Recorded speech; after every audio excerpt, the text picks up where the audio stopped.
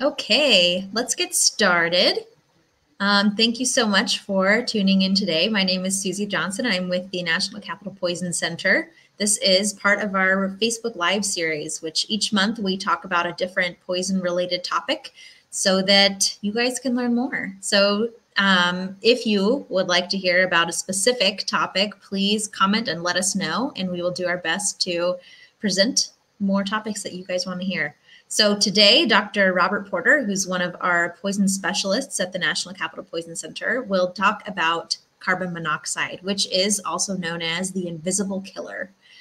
So please ask your questions in the comment section, and we will keep an eye on those and answer them throughout the presentation. All right, let me bring in Dr. Porter. Hey, everybody. Hello. Hi. Thank you so much for being here. My pleasure. All right, I'll turn it over to you. All right, let's do it. So today we're going to talk about carbon monoxide, the invisible killer. And you may ask yourself, well, why is this showing up after the holidays in winter? Well, you're going to find out because it's a issue that we have to be consider during the winter months. Not only just all the time, but especially in the winter months. So let's get started. Next slide. All right, so what is carbon monoxide? So carbon monoxide, a lot of times in the business, we refer to it as CO. So that's its molecular formula. It's a colorless, odorless gas. So that's why it's called the silent killer or invisible killer. And it can actually poison you and it can be deadly. So there's a lot of concerns around this issue, and we're going to discuss every last little bit here. So carbon monoxide is actually found in fumes or exhaust anytime you burn a fuel. So you need some kind of combustion. Basically, something has to burn, right? That could be cars, trucks, gasoline engines, diesel engines, generators, your stove, lanterns, so like camping equipment, for example, even grills, whether charcoal, propane, fireplaces, gas ranges, furnaces. Anytime that you're burning something, you're generating carbon monoxide. And the concern is that in our homes or wherever you may be, if it builds up indoors, it can actually poison people or animals even that breathe it in. The concern with carbon monoxide poisoning is that it looks a lot like flu symptoms, or maybe even some places even refer to it as is it a bad hangover, or is it carbon monoxide? So things like headache, dizziness, feeling weak, some nausea or upset stomach, vomiting, chest pain, confusion, just not feeling right, feeling flushed. All these symptoms that could sound like a hangover, could sound like the flu, even things like food poisoning, for example, could be symptoms of carbon monoxide. So when you think flu-like symptoms in these situations, you've got to think of carbon monoxide poisoning. Next slide.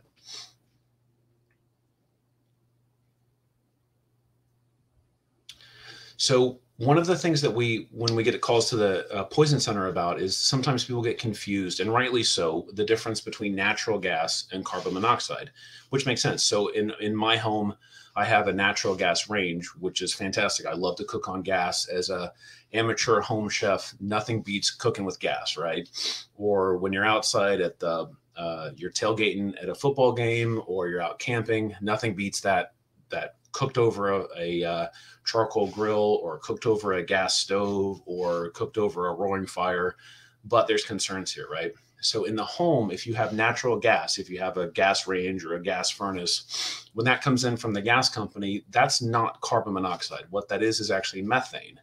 And the natural gas, when you light it or burn it, then you can generate a flame, but it's not the same as carbon monoxide. So you have to have a fuel source, whether that's natural gas or charcoal briquettes or gasoline or diesel fuel or propane, whatever it may be, has to burn, cause combustion, and that generates carbon monoxide. So for example, let's say that, I'm cooking a delicious meal for my family and I accidentally leave my gas range on, right?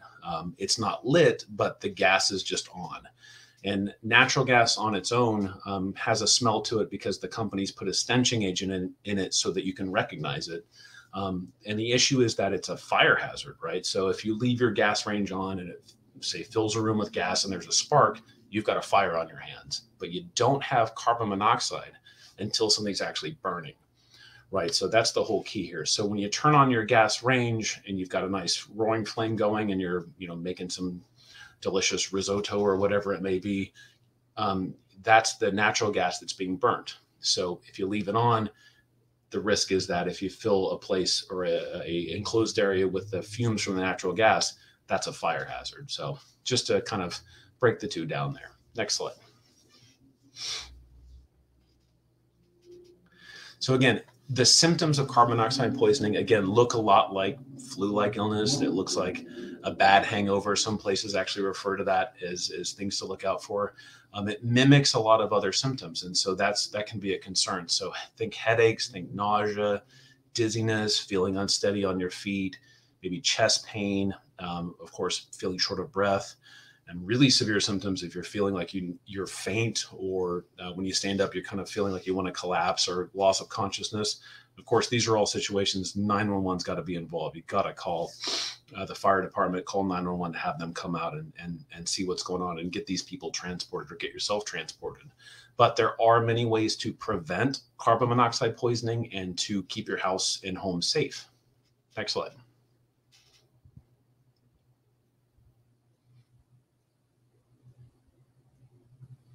Okay, so a lot of what we're going to talk about here is prevention, right? Because the good news with carbon monoxide poisoning is prevention is really key here. And that's why there's a lot of opportunities to avoid this situation at home. So every appliance you may have that either burns gas, whether that's a range, a furnace, for example, wood. So say if you have a wood burning stove at home or a fireplace, or maybe a kerosene generator, or if you have an older home that may take heating oil or heating fuel, those kind of situations, you want to have those inspected, make sure they're up to date, make sure they're functioning properly.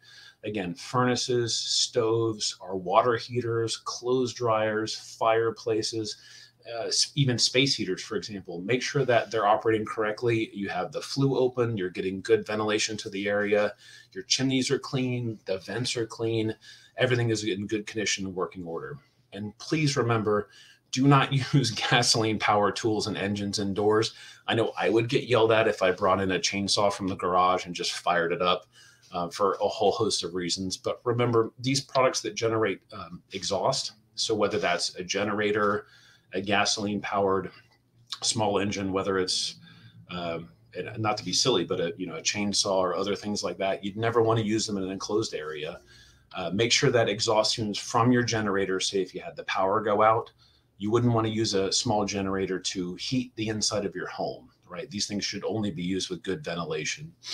And our cars are a concern, right? Because car exhaust, whether that's motorcycles, cars, trucks, any engine that's burning fuel, whether diesel, gasoline, propane, kerosene, etc., you don't want to leave the engine running in an enclosed area, an attached garage, for example, because it can fill the area with exhaust fumes, and those exhaust fumes contain carbon monoxide, and that can be poisonous. Also, make sure your vents and your pipes are clean in winter. So you don't want to have, say, your clothes dryer vent, car exhaust pipes that don't have a good outlet. So, I get it. Things get cold in the winter. You may want to start your car and leave it running, but it's always a bad idea to just leave the car engine on when you're in the garage and it's filling up with exhaust fumes. That's a way that can not only set off your carbon monoxide detector, but also poison people if you're not careful. Without a doubt, when it gets cold in the wintertime, never, ever, ever try to heat your home with turning on a gas oven. Sadly, we get calls from time to time that people do this, and you hear about situations where people do this. It's a bad idea. Not only is it a significant fire hazard, but it really puts everybody in the home at risk for carbon monoxide poisoning, and it's never, ever a good idea. And again, you never want to burn charcoal. You never want to burn propane, kerosene, gasoline, use a camping stove, anything like that. In an enclosed area, whether that's your home, your garage, a vehicle. If you're camping, you don't want to put it in your tent or your cabin. Make sure that there's good ventilation if you're burning something to either keep warm or cook with. So stay safe. Next slide. So one of the number one ways to prevent carbon monoxide poisoning is alarms. So I've got one right here in my home. They're on every floor. Carbon monoxide alarms are really the key way that you can prevent carbon monoxide poisoning, because I don't know if you've ever heard one go off. They're pretty shrill and pretty obnoxious, and they're meant to be that way. And a lot of modern homes will have the combination, both fire detector and carbon monoxide detector built in one unit.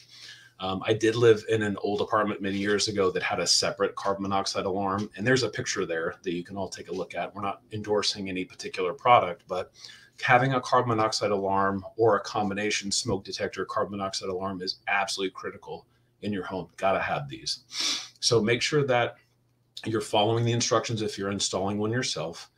Make sure that they're near every sleeping area, near every bedroom in the home. Usually they say about 20 feet away or in a hallway. They should be placed above the ground, typically about 5 feet above the ground. And you can get them at your hardware store, whether it's Ace, Home Depot, Lowe's, etc. You can get them. Sometimes even fire departments will give them away or offer them at a discount for people that may have a hard time purchasing them. So even speaking to your local fire department, you may be able to get either a discount, get a free installation, maybe even get a alarm for your family, which would be very, very useful. And make sure to check the batteries, because some of them may be hardwired to your home electricity, but a lot of them have a backup battery, and you've got to change that battery to keep things working.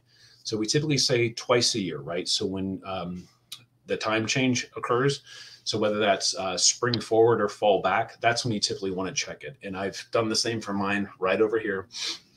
A lot of times they'll have either a 9-volt battery or a couple AA's.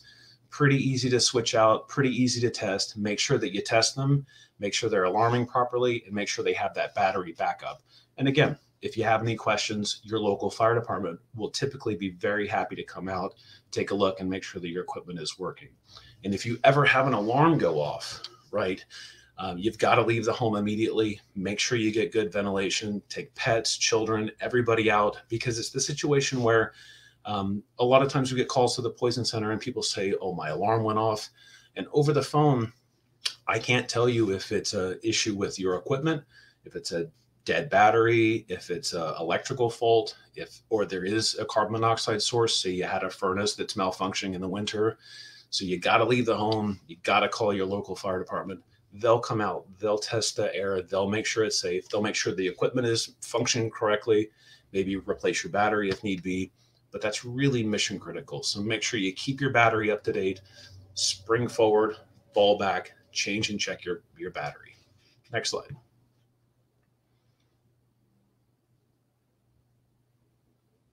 Another way to prevent carbon monoxide poisoning, believe it or not, is smoking cessation. So if we're burning something, right, whether it's charcoal or wood or natural gas, smoking tobacco products, for example, can generate carbon monoxide. So if you're smoking cigarettes or cigars or even using a hookah pipe, these things can all potentially put you at risk for carbon monoxide poisoning. And especially I want to shout out for hookah pipes, and not to kind of pick on it, but the problem is that if you've ever seen one, they use a charcoal briquette that typically gets put on top of the pipe.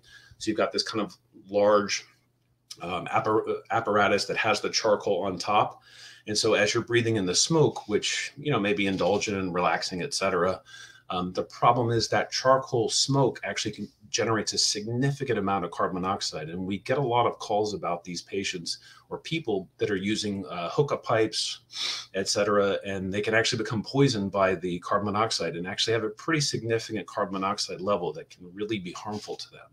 So please, please, please, if you need a reason to quit smoking in the new year or not take it up, that's an absolutely good reason, because again, carbon monoxide can poison you. And remember, all of us will have some tiny small amount of carbon monoxide in our bloodstream. Usually we say it's around 4 to 5% for people that don't smoke, but for people that are regular smokers of pipes or cigarettes or whatever it may be, you may even have up to 2 to 3 times as much carbon monoxide in your blood, believe it or not. And again, if you need another reason to quit smoking, to be healthy, to start off the new year right, that's a reason. So, and sometimes heavy smokers, whether you're using hookah or pipes or something else, we've had plenty of calls and people that need to go into the emergency room to be treated, whether that's getting supplemental oxygen or even other modalities for treatment to treat the carbon monoxide poisoning. So please, please, please, if you need a reason to quit smoking, now's the right time to do it. 2021, why not? Next slide.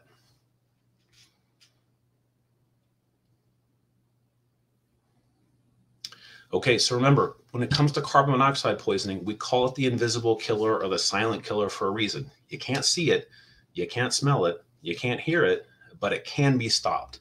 So there's so many ways to prevent it. And again, that's making sure that you're not burning these products, right? Anything, whether that's charcoal, wood, gasoline, diesel, natural gas, uncontrolled in the home. Make sure that you have a functioning carbon monoxide detector. Make sure that it's up to date.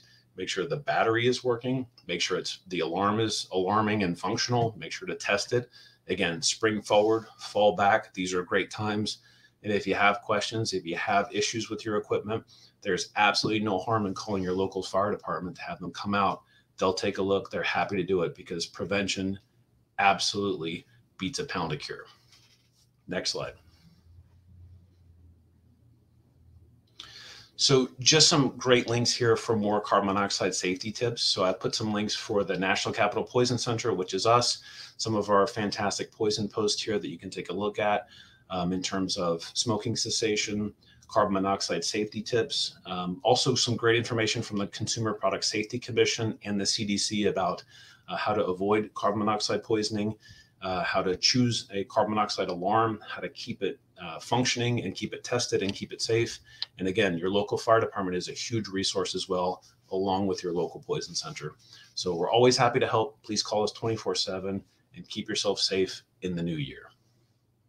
And I believe that's it for us. Any questions out there in Facebook land?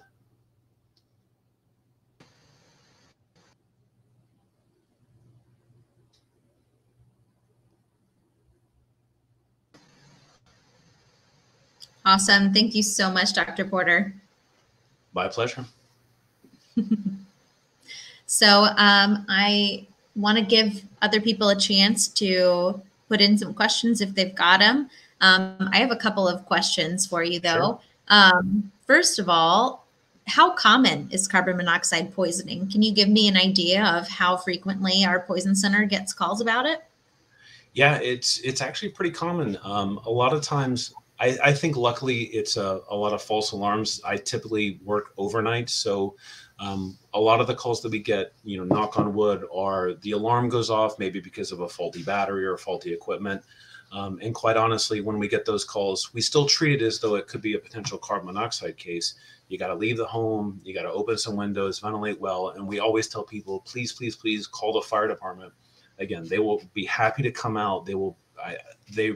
I'm sure that they would much rather hear about a false alarm and get everybody safe and happy and sorted out and back to bed than actually a real carbon monoxide leak. So it's pretty common. I would say, probably off the cuff, every couple nights we get a call or two about that. And again, knock on wood, it's mostly a false alarm, but every once in a while there's a malfunctioning furnace, or maybe somebody's power goes out and they fire up a generator, and sometimes they'll leave it in the home or in the garage.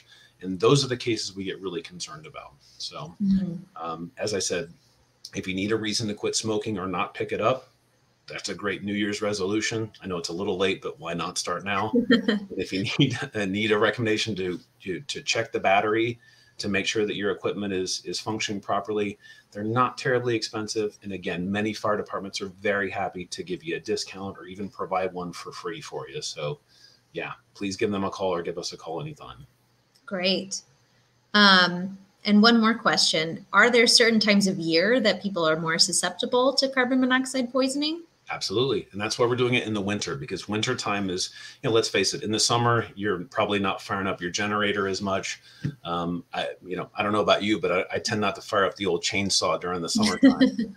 But you think about your furnace is going, maybe your gas heater is going, space heaters, for example, generators, these ancillary heat sources. Wintertime is the key time, and it's been pretty cold the last few weeks. So I think that we've had a few more calls than usual, or maybe normal around this time. But when it comes to wintertime, deep in the winter, yeah, this is when we get the carbon monoxide calls. Absolutely. Awesome. Well, thank you so much. I had no idea that we got calls so frequently about carbon monoxide. But I'm really glad that we talked about it today, and I hope that everyone who's listening has learned a lot. And If there are any remaining questions, you can give us a call, or like Dr. Porter said, you can call your local fire department and they'd be happy to help as well. But we are available 24/7 online and by phone at poison.org or 1-800-222-1222. To wrap up, please like and follow our Facebook page so you can get updates on our future topics and let us know if there's a topic that you'd like to hear. Thank you again for tuning in and have a wonderful rest of your week. Be safe, everybody. Take care. Make sure, fall back, spring forward, change and check your batteries. Awesome. Thank you.